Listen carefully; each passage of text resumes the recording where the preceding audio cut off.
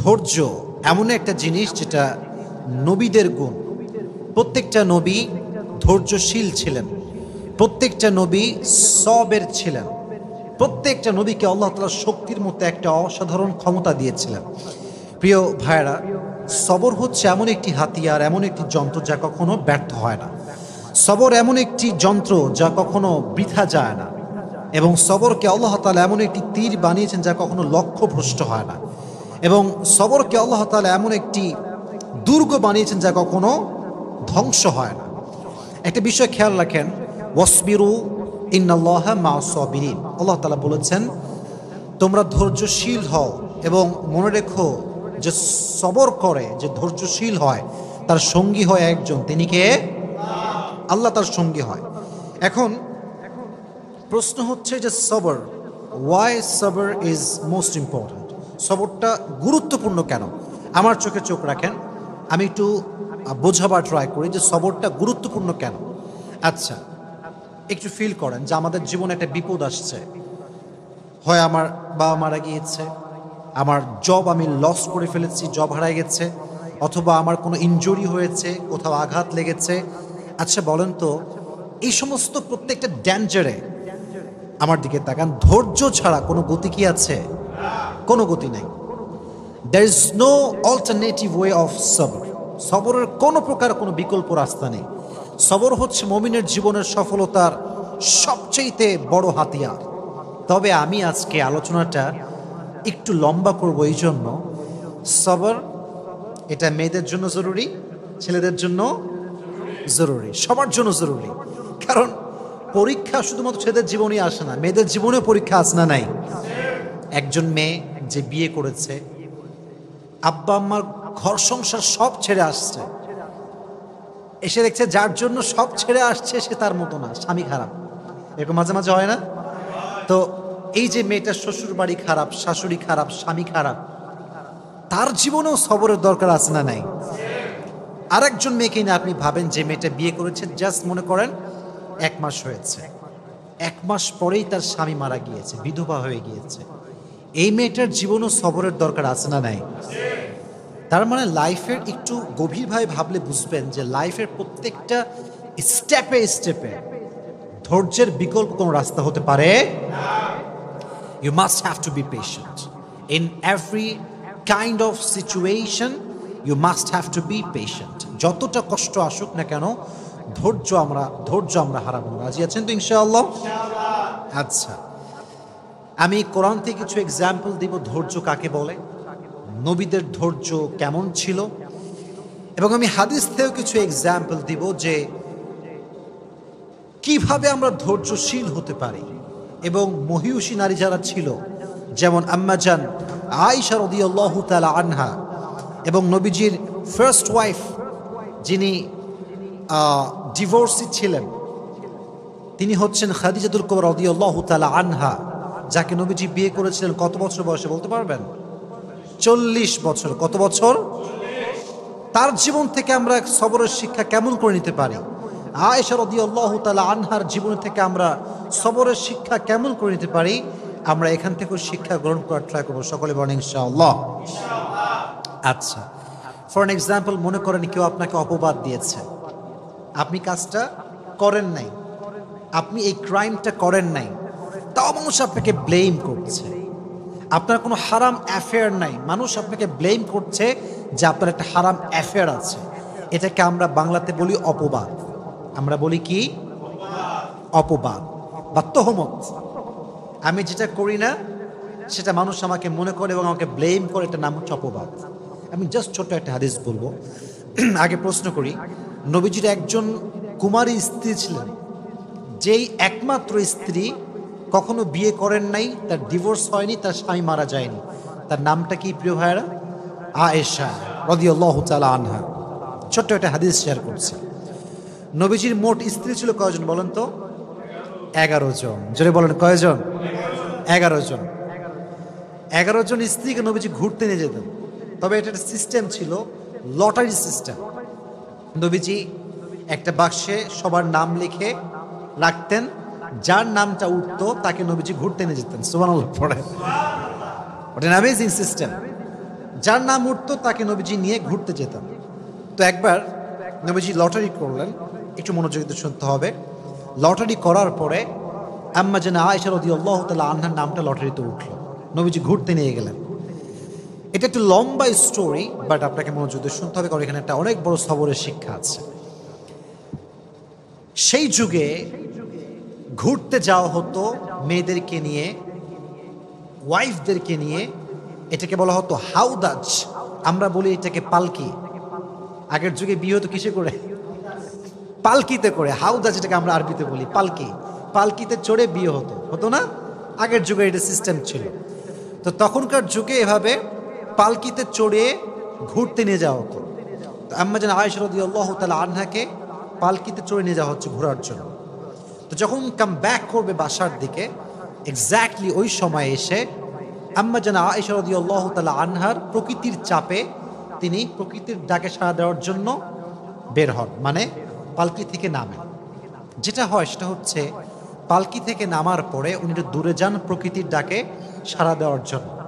এখন মজার বিষয় হচ্ছে আম্মা জান আয়েশা রাদিয়াল্লাহু তাআলা আনহা ছিলেন, she was slim, she was not fat. উনি খুব চিকন ছিলেন, মোটা ছিলেন না, চিকন ছিলেন। চিকন মানুষ কোথাও উঠলেও বোঝা যায় না, নামলেও বোঝা যায় না, কারণ সে স্লিম বডি বিলং করে। মোটারা কোথাও উঠলে দেখবেন মাঝে মাঝে মোটারা রিক্সায় উঠলে রিক্সার জায়গায় থাকে না বসা। তো এটা হচ্ছে বডির ডিফারেন্স।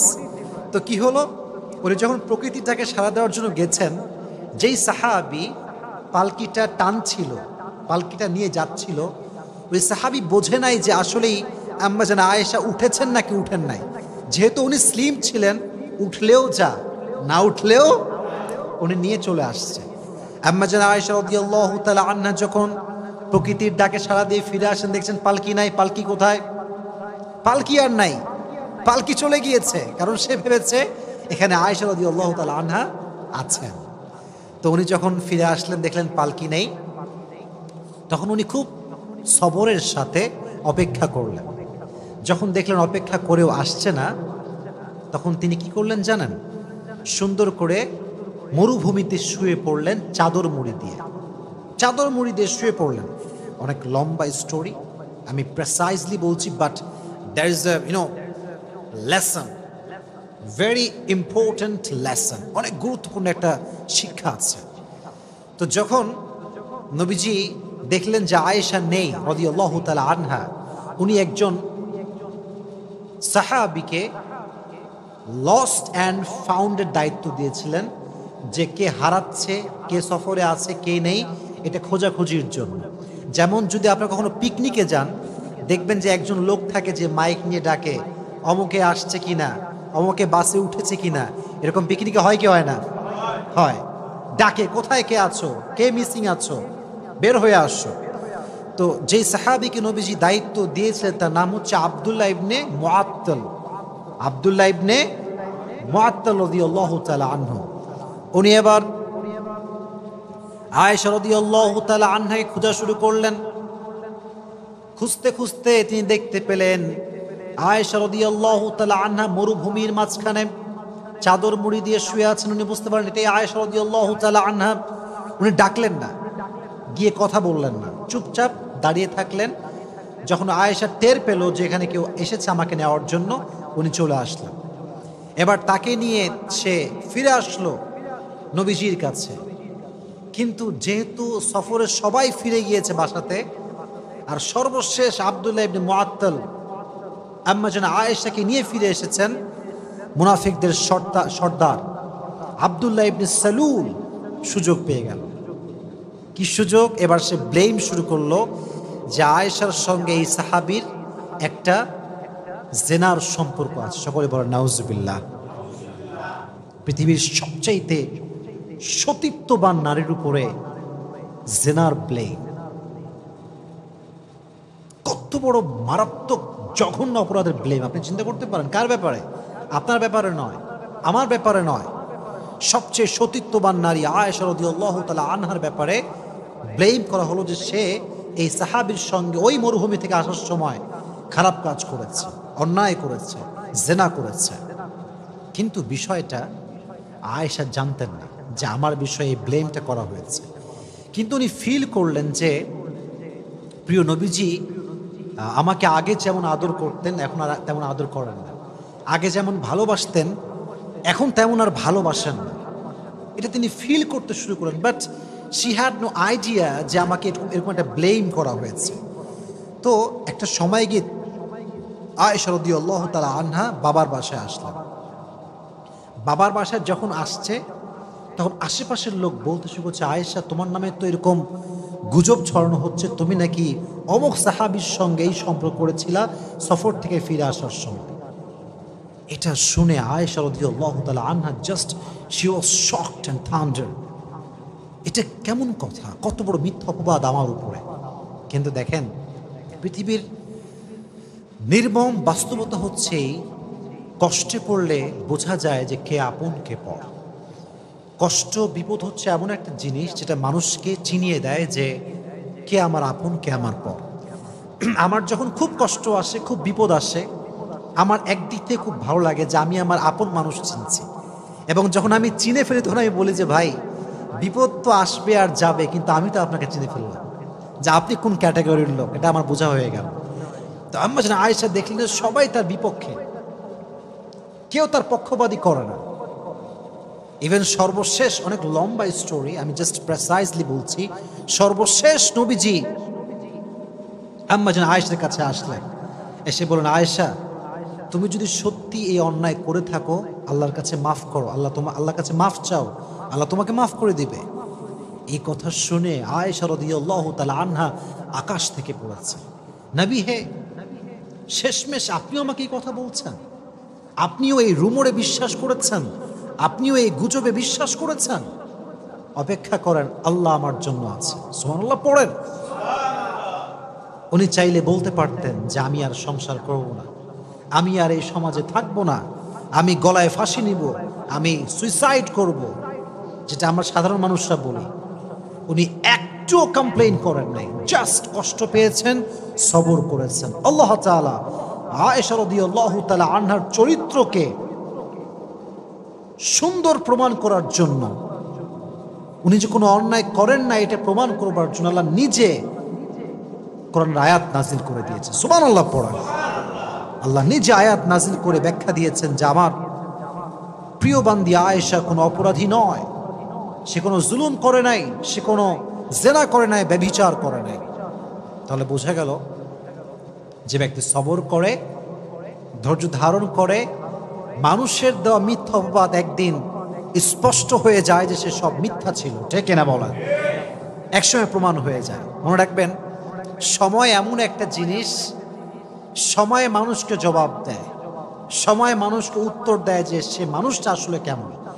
আপনাকে যদি কেউ ভুল বুঝে ব্যাখ্যা দিবেন না, just wait for the right time. সময়ের অপেক্ষা করেন। সময় হচ্ছে এমন একটা জিনিস, এমন একটা কাঁটা, এটা ঘোরে আর কে কেমন এটা সত্যতা বলে দেয়, ঠিক কিনা বলেন? Wait for the right time, সঠিক সময় অপেক্ষা করেন। তাহলে আয়েশা রাদিয়াল্লাহু তাআলা আনহাকে ব্লেম করা হয়েছে, এবার আমাকে জবাব দেন, উনি কি ধৈর্যহীন ছিলেন না ধৈর্যশীল ছিলেন? She was patient. In every kind of situation, she was patient. ধৈর্যশীল ছিলেন। ফলে কি হয়েছে? আল্লাহ নিজে আয়াত নাজিল করেছেন কার ব্যাপারে? যেহেতু আয়েশা সবর করেছে, তার ব্যাপারে কোরআন আয়াত নাজিল করেছে। একজন আওয়াজ দিয়ে বলেন, তিনি কে? ইন্নাল্লাযীনা জাউ বিল ইফকি উসবাতুম মিনকুম লা তাহসাবুহু শাররাল লাকুম বাল হুয়া খায়রুল লাকুম লিকুল্লি ইমরিইম মিনহুম মাকতাসাবা মিনাল ইসম ওয়াল্লাযী তাওয়াল্লা কিবরাহু মিনহুম লাহু আযাবুন আলীম। আল্লাহ বলছেন, নবী হে, কাফেরদের মাঝ থেকে কিছু গোষ্ঠী আপনার কাছে এসেছে আয়েশার ব্যাপারে মিথ্যা তথ্য দেওয়ার জন্য, অপবাদ দেওয়ার জন্য। বাট মাথায় রাখবেন, মানুষ যদি খারাপ করতে চায় আর আল্লাহ যদি বান্দার ভালো চায়, বান্দির ভালো চায়, পৃথিবীর কোনো অপশক্তি বান্দার ক্ষতি করতে পারবে? আমি আল্লাহ আযাব দিব তাদেরকে যারা মিথ্যা অপবাদ দিয়েছে। অতএব আয়েশাকে আল্লাহ তাআলা নিষ্কলুষ প্রমাণ করলেন, চরিত্রবান প্রমাণ করলেন। তিনি যে সতীত্ববান একজন নারী, তার যে সতীত্ব সুন্দর, পুত পবিত্রা, সে আল্লাহ নিজে কোরআনে আয়াত নাজিল করে দিয়েছে। সুবহানাল্লাহ পড়েন। তাহলে এখান থেকে বোঝা গেল, কেউ ব্লেম করলে, অপবাদ করলে সবরের পরিচয় দেওয়ার দরকারটা আছে না নাই?